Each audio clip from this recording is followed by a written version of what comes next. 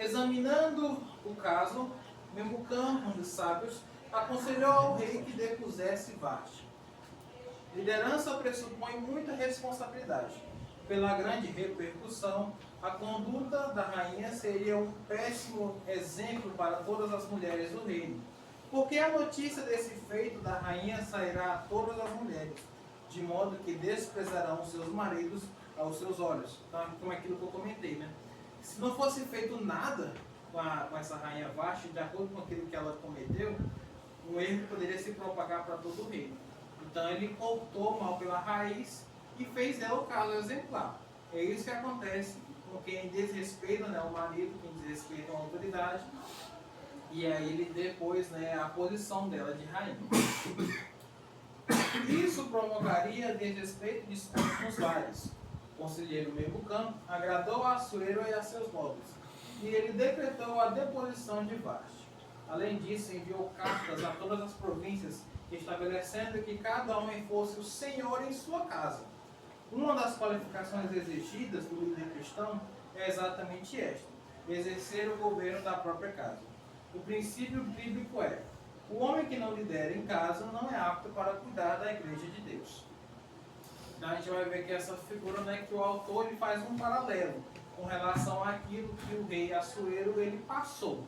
Então ele teve, né, que se utilizar da sua autoridade, não obstando, né, não se abstendo, na verdade, da responsabilidade dele de cumprir a lei, ao invés de dar uma punição, digamos assim, exacerbada, ele deu de acordo com o que aconteceu. Se ela se recusa, né, a cumprir as obrigações dela como rainha, então que não seja mais rainha. Daí ela deposta. E faz disso um exemplo para que todos os outros príncipes também sejam governantes de suas casas, de suas próprias regiões. Porque existia uma coisa que na Bíblia às vezes não fica tão clara, é que tinha muita traição naquela época.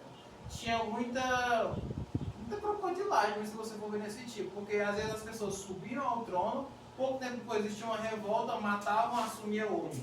Ou então algum familiar tramava lá, matava e assumia no lugar dele.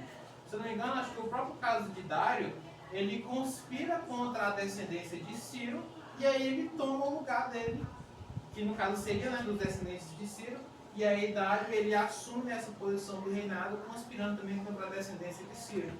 Então, se um rei ele se demonstrasse fraco, se um rei ele se demonstrasse submisso demais às vontades do povo, às vontades de todos, certamente esse seria um líder que não duraria tanto, que seria eliminado. A gente vê até no caso da própria Bíblia Sagrada, né, dos reis, né, de Israel, existem alguns, né, que conspiram, né, contra ele, eles são mortos e outros assumem o lugar. Muito possivelmente são reis, governantes que não tinham, né, a força necessária para que eles viessem, né, de fato a exercer o seu reinado. Mas não ficar nenhum. Para acelerar a fila, né? Quem foi? Foi Manassés, não foi? Teve uma mulher. Teve um que matou os irmãos dele tudinho. Pois é. Para não ficar nenhum para ele assumir. Imagina o rei. Filho de Gideão, né? Filho de Gideão. Foi filho de Gideão, não foi? Juízo. O rei ele tinha diversas esposas, diversos filhos. E aí tinha outro que queria acelerar o processo, né? E assim, ela só passou o décimo.